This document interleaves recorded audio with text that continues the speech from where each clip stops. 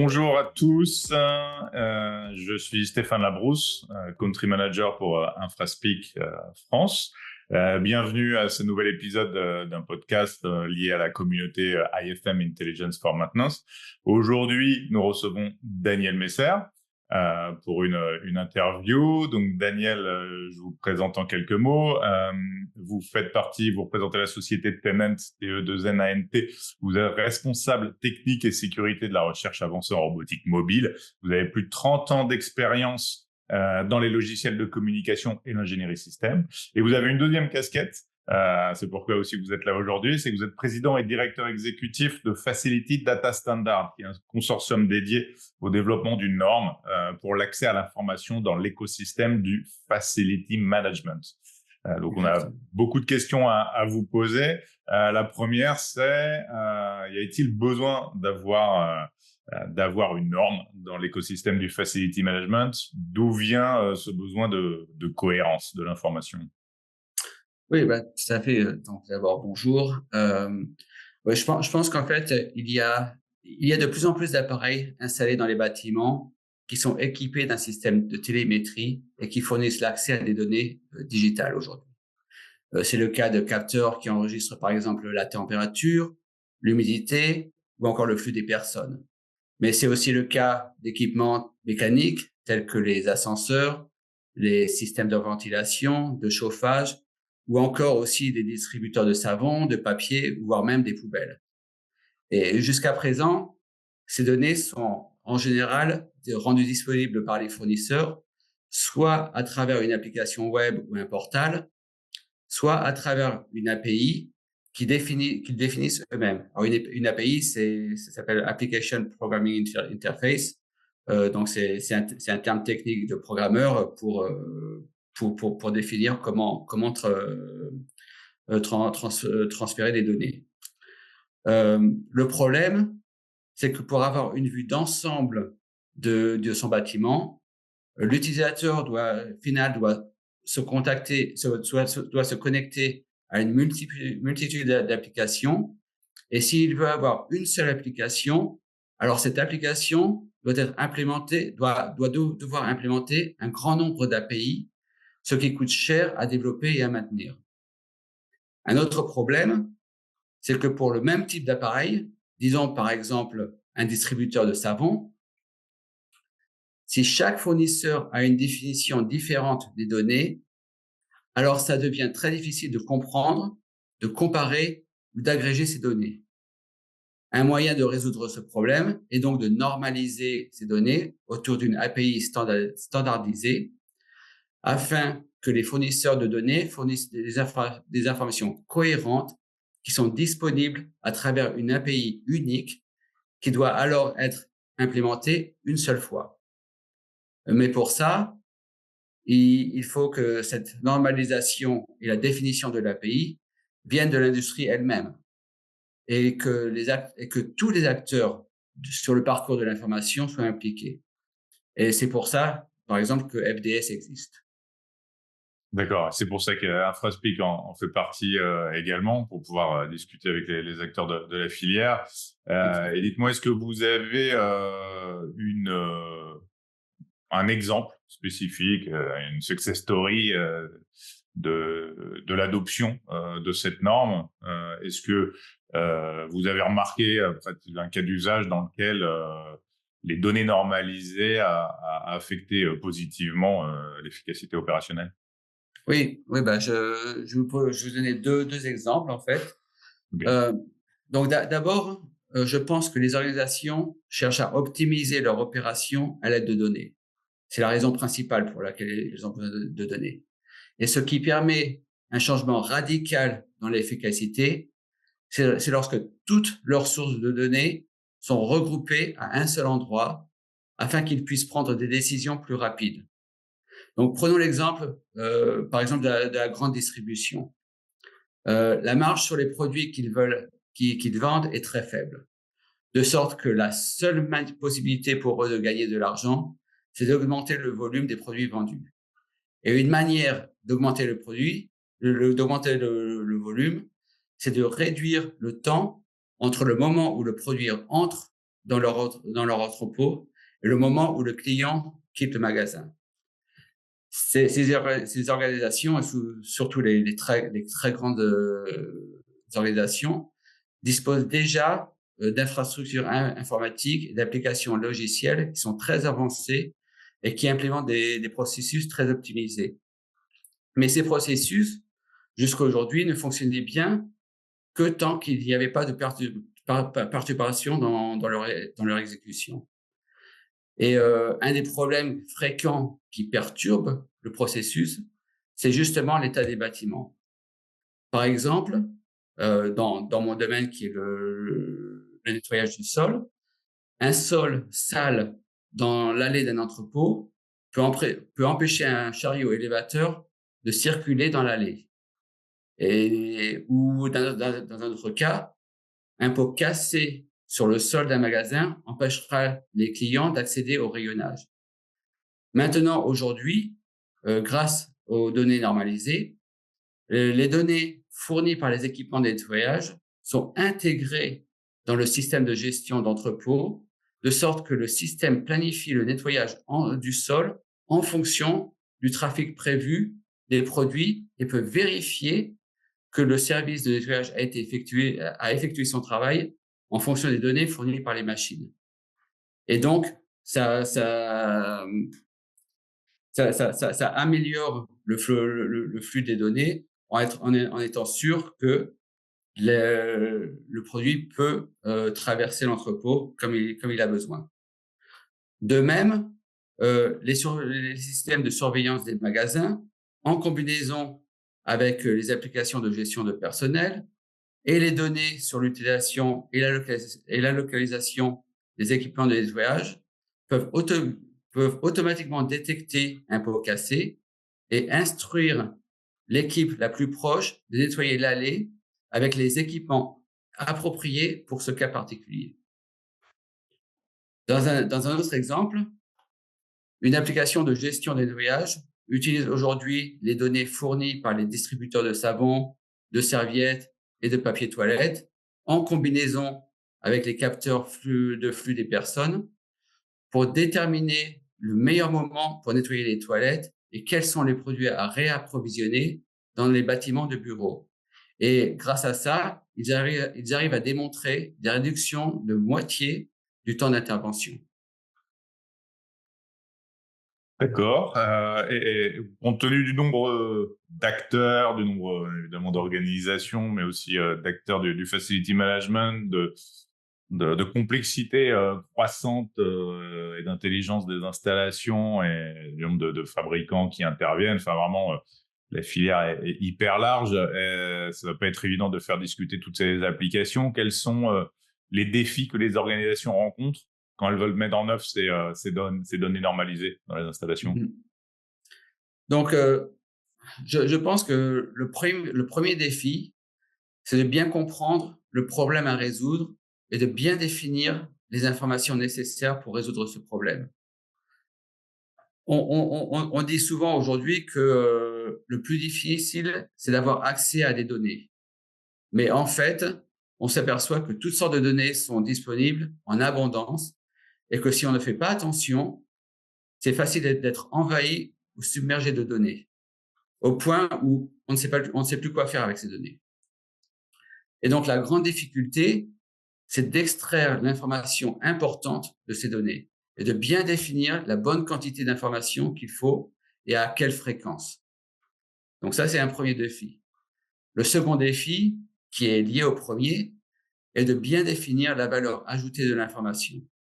Car l'accès à l'information et l'intégration de l'information dans les applications, ça coûte cher. Et il faut donc pouvoir justifier le besoin et d'être persuadé que le jeu en vaut bien la chandelle.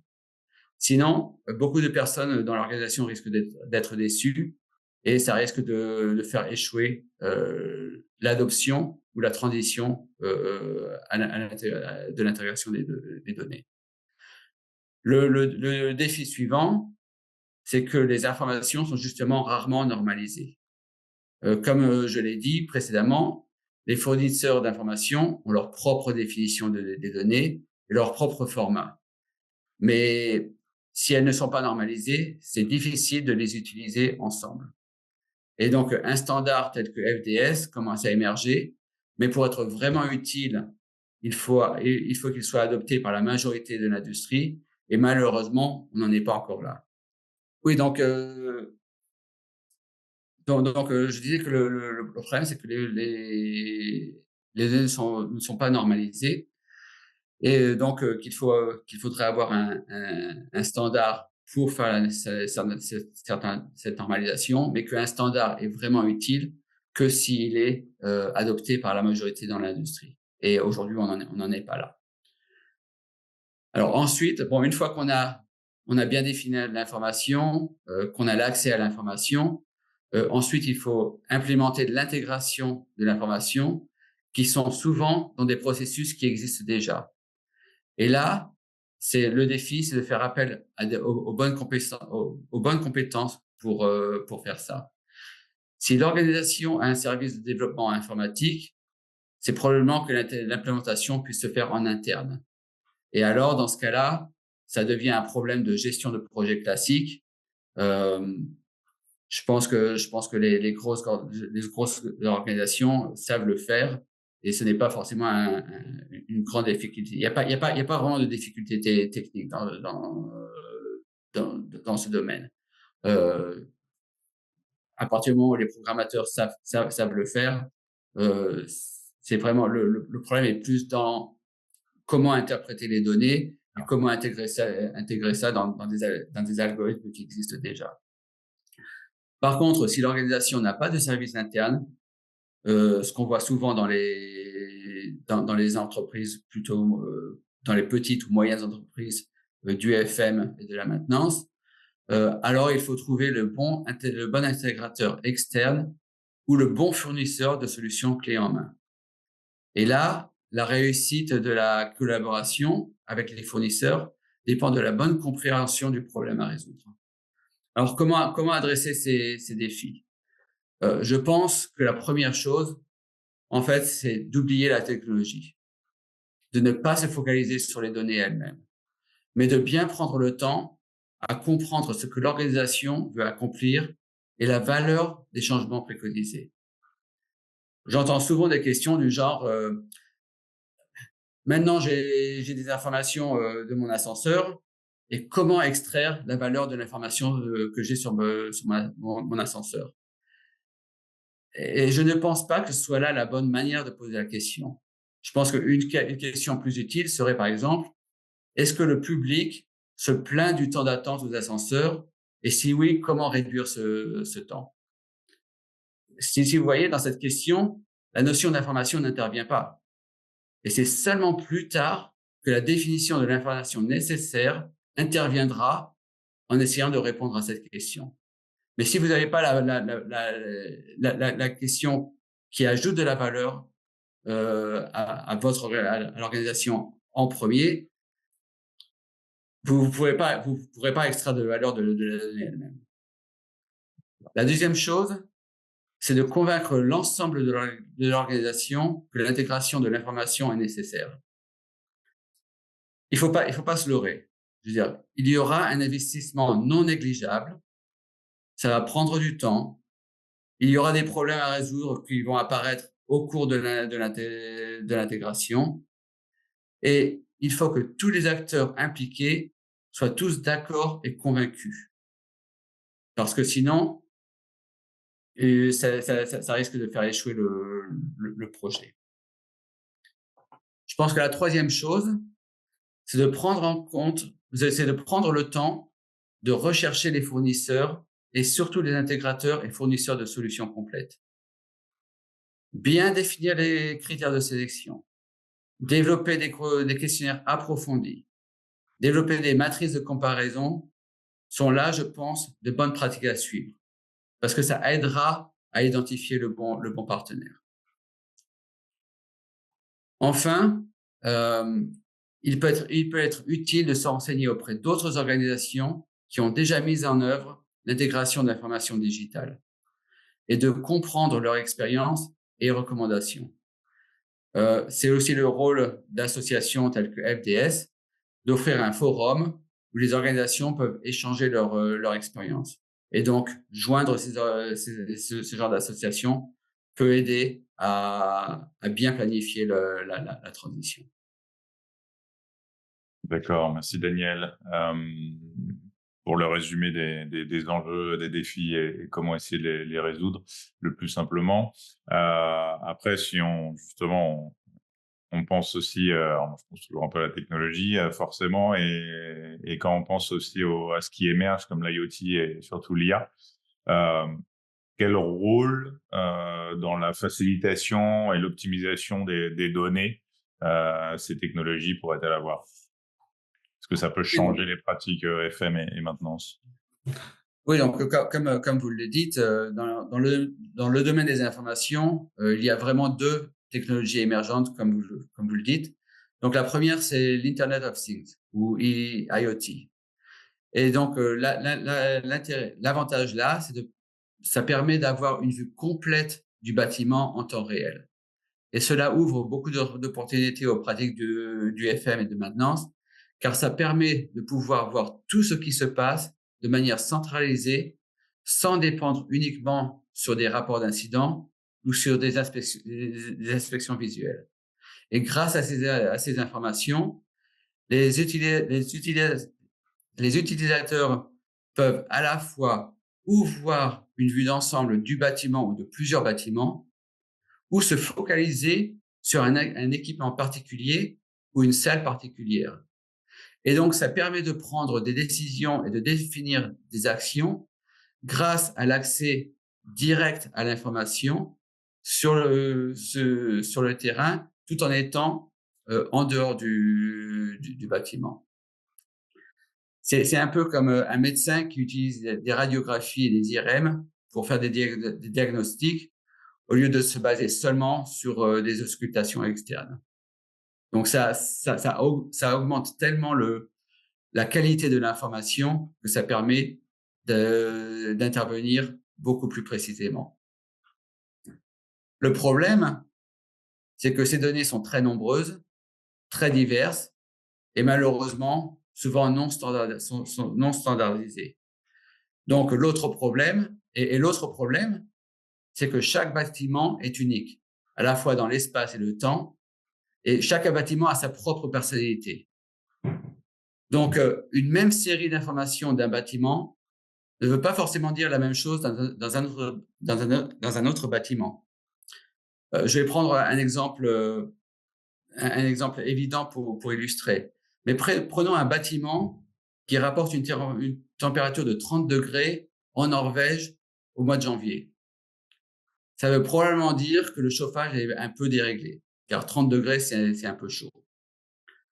Prenons maintenant un bâtiment qui rapporte la même température le même jour en Australie, et là, ça veut probablement dire que l'air conditionné ne fonctionne pas bien.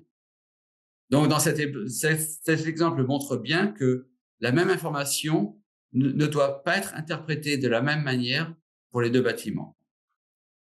Et alors là, c'est là qu'intervient le deuxième type de technologie émergente, qui est l'intelligence artificielle.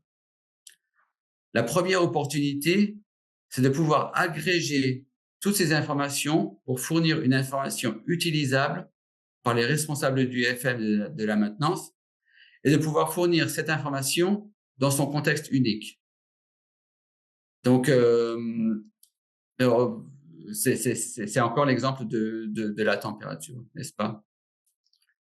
La deuxième opportunité, qui a un effet plus indirect, c'est de justement pouvoir normaliser des informations qui ne le sont pas.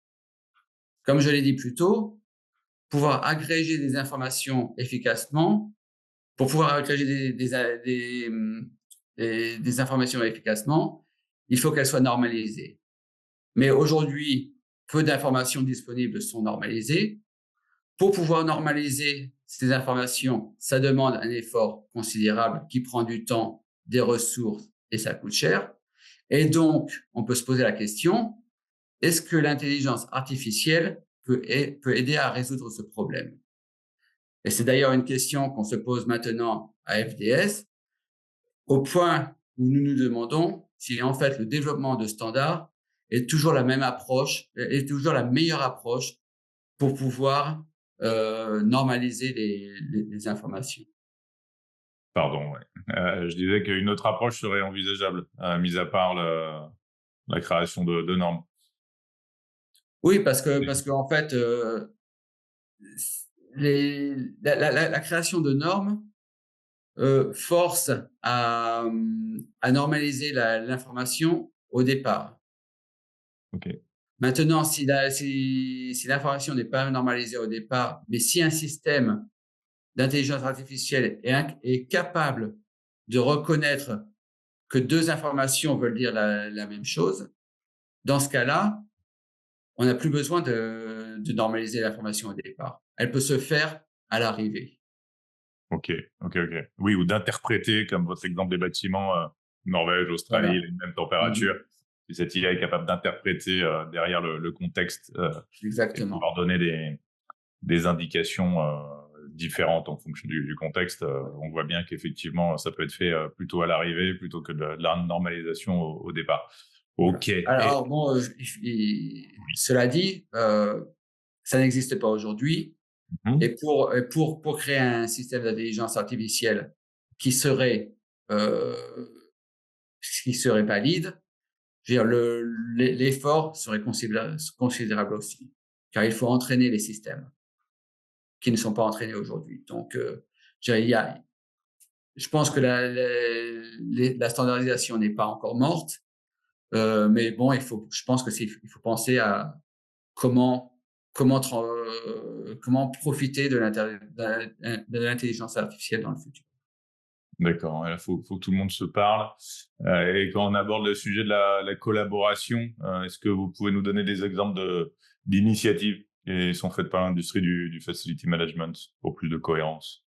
Oui, bien sûr. Heu, Tout d'abord, le problème quand on parle de collaboration, c'est qu'il faut convaincre de collaborer.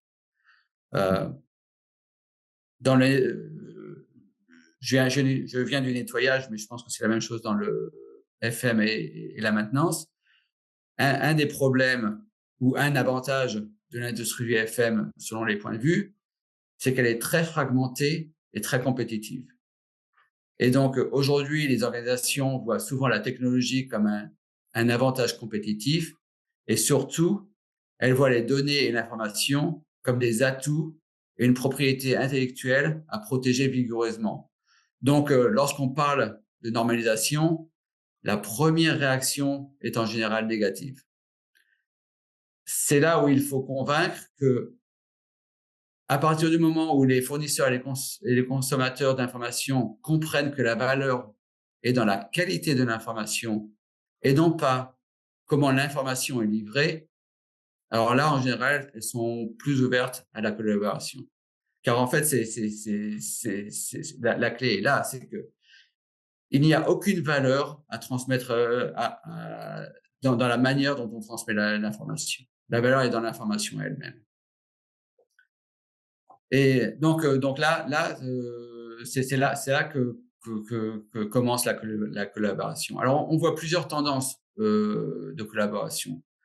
On voit une tendance de collaboration sur des projets précis, pour un client précis, et c'est en général sur de gros contrats.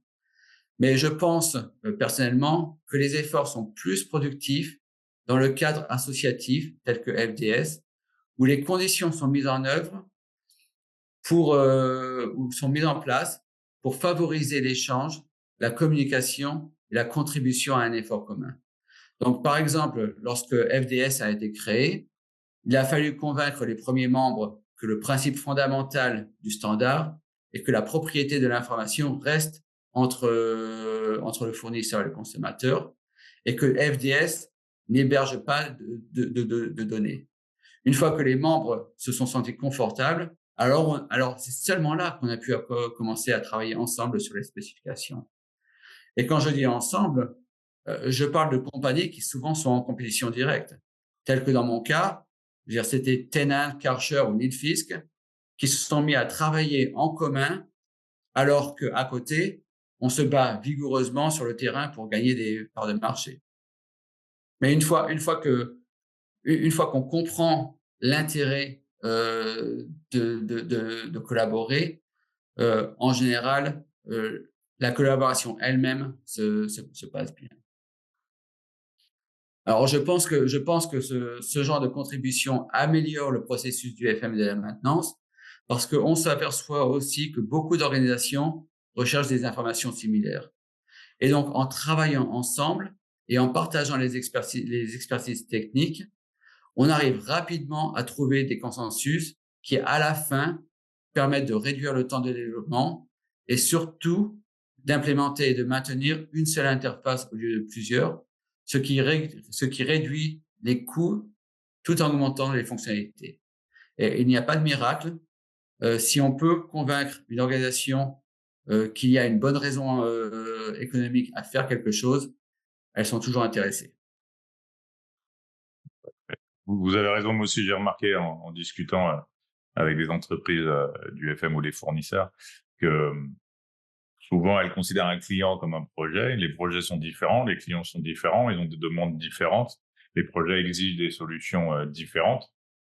Et en fait, ils souhaiteraient avoir en face d'eux, non pas des acteurs éclatés, mais peut-être un écosystème, d'où l'intérêt aussi que les compétiteurs, que les concurrents se parlent, mais d'avoir un écosystème dans lequel ils peuvent venir piocher des solutions, sachant que ces solutions discutent déjà entre elles et se sont mis d'accord sur un standard. Et c'est effectivement ceux qui n'en font pas partie risquent soit d'être mis à l'écart, soit d'avoir des délais d'implémentation plus longs, ce qui freine toujours l'adoption des technologies. Mais comme vous dites, ces clients-là, donc les grosses entreprises de FM, sont en recherche de moins de friction, en tout cas, dans l'interaction des différentes solutions qu'ils vont venir piocher. C'est ce qui nous intéressait, en tout cas, d'avoir ces collaborations, y compris avec d'autres solutions logicielles de maintenance, avec des entreprises qui fabriquent du matériel de nettoyage ou autre, ou de l'IoT. Mais non, c'est effectivement... merci pour votre illustration. Mais et si on se projette un peu plus, on a parlé des tendances un peu techno avec l'IoT, avec l'IA, la nécessité que tout le monde se parle. Est-ce que vous voyez d'autres tendances dans le futur pour le facility management et la maintenance? Oui, enfin, c'est toujours difficile de prévoir le futur, mais je pense qu'il y a effectivement des tendances qui pourraient ouvrir à de nouvelles possibilités au FM. Par exemple, on dit souvent « et si les murs pouvaient parler ?» Et en fait, et si les murs parlaient? Et je pense que ça devient de plus en plus une réalité, car en combinant la quantité croissante d'informations avec l'intelligence artificielle générative, on peut imaginer d'établir une conversation verbale entre un agent du FM et un bâtiment. Donc, imaginez que, au lieu de regarder un tableau de bord compliqué sur 2 ou 3 écrans, un technicien un jour appelle son bâtiment sur son portable et en disant bonjour bâtiment, comment ça va aujourd'hui? Et que le bâtiment puisse répondre ça va bien, mais j'ai une ampoule morte dans la salle 104. Les toilettes du 3e étage n'ont pas été nettoyées comme prévu. Et peut-être qu'il faudrait songer à remplacer le filtre de ventilation au 6e étage dans les prochaines semaines. Vous pouvez voir que dans cet exemple, en une phrase, l'état du bâtiment peut être résumé, alors qu'il faudrait plusieurs minutes à extraire ce résumé à partir des tableaux de bord sur les écrans. Donc, ça change on peut changer la dynamique, comment accéder à l'information et comment interpréter l'information. Une autre tendance qui peut être intéressante, c'est la notion d'edge computing. Je ne sais pas comment on dit ça en français, mais c'est l'idée où en fait les données des équipements sont traitées directement par l'équipement et l'équipement alors ne transmet que l'information déjà traitée, pertinente et au moment où il le faut. Donc ça a plusieurs avantages. Un, ça permet de réduire considérablement la quantité de données sur le réseau et de réduire la dépendance sur le cloud, ce qui réduirait considérablement les coûts opérationnels. Deux, ça permet à ces équipements de communiquer entre eux au sein d'un même bâtiment, sans avoir à passer par un serveur central et donc sans avoir à installer d'infrastructures nouvelles. Et 3, ça permet d'augmenter les capacités de diagnostic interne et d'améliorer les tâches de maintenance préventive. Donc, il y a ces deux tendances. D'autres tendances qui je pense qu'il faudra prendre en compte un jour prochainement, c'est les tendances telles que la réalité augmentée ou les déploiements de la 5G qui auront aussi, je pense, un impact important sur l'industrie. Mais tout ça, c'est avec l'idée de réduire les coûts du FM et de la maintenance, tout en augmentant la qualité des prestations ou de pouvoir offrir de nouvelles prestations au service du public et du personnel qui vivent dans ces bâtiments. Et je pense qu'en fait, l'idée à la fin, c'est d'automatiser au maximum la planification des tâches pour pouvoir se consacrer sur l'exécution et développer les relations humaines entre les intervenants et les publics dans les bâtiments. Et lorsqu'on aura arrivé à ça, je pense que ça va améliorer considérablement la maintenance et le service du FM. D'accord. Mais je souriais un peu en vous écoutant parce que j'aime bien la façon dont vous personnifiez les bâtiments. Quand vous dites si les murs pouvaient parler, un Infraspic aussi, c'est faire parler les infrastructures. Donc, quelque part, il y a vraiment cette tendance à vouloir faire parler les équipements, être à l'écoute d'eux. Et effectivement, vous résumez bien la tendance qui pourrait aller jusque-là, quasiment.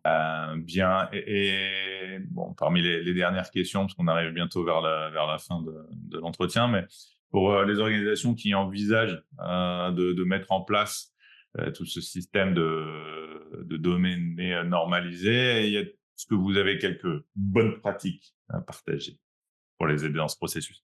Je pense que, comme on en a déjà parlé, je pense qu'il y a vraiment 3 étapes majeures pour garantir une transition réussie.